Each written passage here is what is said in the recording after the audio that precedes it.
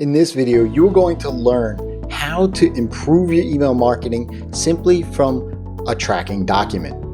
I'm Jason Resnick of NurtureKit, NurtureKit.co, and as I always say, when you treat your email lists like humans, amazing transformations happen. And that's what this document is all about. And you can go ahead and click on the link in the description below and download and copy this document for yourself, but it's intended to use to learn what's working, what trends you see, and understand the behaviors of your email subscribers, those humans that you have on your email list. So you can use this document for testing out campaigns, which is really what I used it for in the beginning. However, instead of poring over pages and pages and pages of email reports, I decided to then start to use this document for every single email so that I had one place to go to just to see all of the metrics. And so that this way, then I can pick and choose and analyze the data as I need to so that I can improve things like open rates, click rates, and make sure that I'm putting my best foot forward when I decide to launch a sales campaign. So I don't want to bore you too much with the minor details of this, but let's go ahead and dive into the document and I'll walk you through it. As you can see here, most of these columns are pretty self-explanatory. There's color coding, there's some checkboxes and things of that nature, but what's going to happen is as you start to fill in this document, which you can receive with the link in the description below, other columns will fill in. So these grayed out columns are formulas that are put in here based on the figures that you're actually entering in. Same thing with the day of the week. It's based off of the date that you actually put in here. So the color coding here for open rates is if it's 20% and below, it's actually going to be red. If it's above 20%, it's going to be green.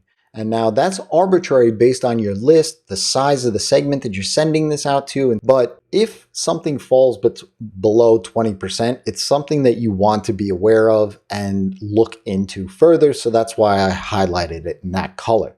So let's just dive into this here. So I'm going to walk through a clear example of this so you could see how things work out.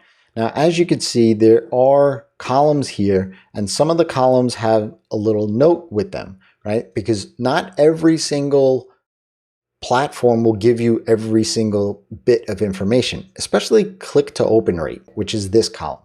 Now, this measures the effectiveness of your email, specifically the copy and the call to action.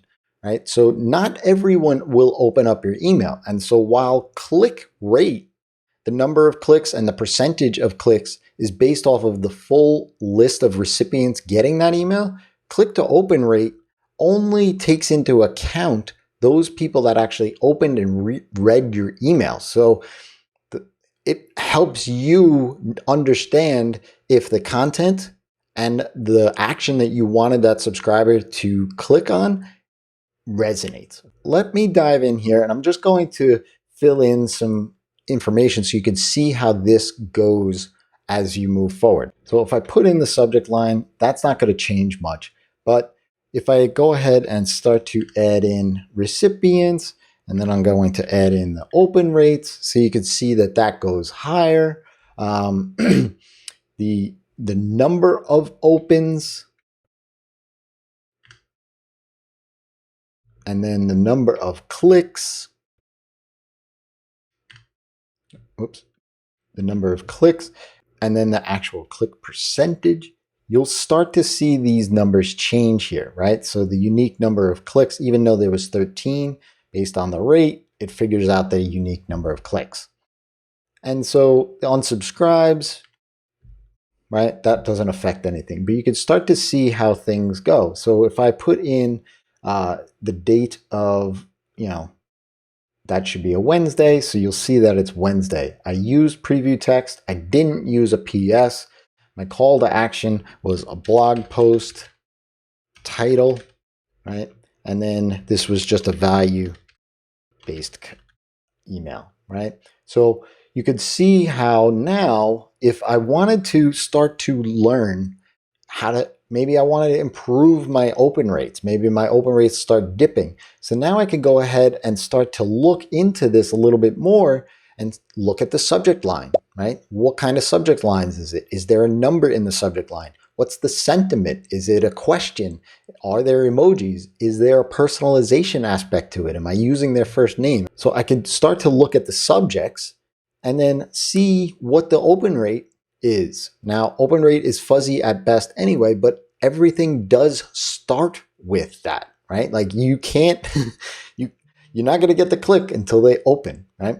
But you'll pay attention to the open numbers, the open rates, right? And start to say, okay, am I using preview text on every single one of those emails or not? So you could see how using just this document, you can look at specific data points to improve the email marketing aspect that you want to improve of your overall strategy. Ultimately, you don't want to be obsessing over every single fluctuation in email. You're going to drive yourself mad just doing that. However, if you start to see trends or you want to start to promote something because it's the holiday time, you can go ahead and dive into this and get some clear indication as far as putting your best foot forward for the success of those campaigns. So go ahead and click that link below, grab the document, and use it for your email marketing moving forward.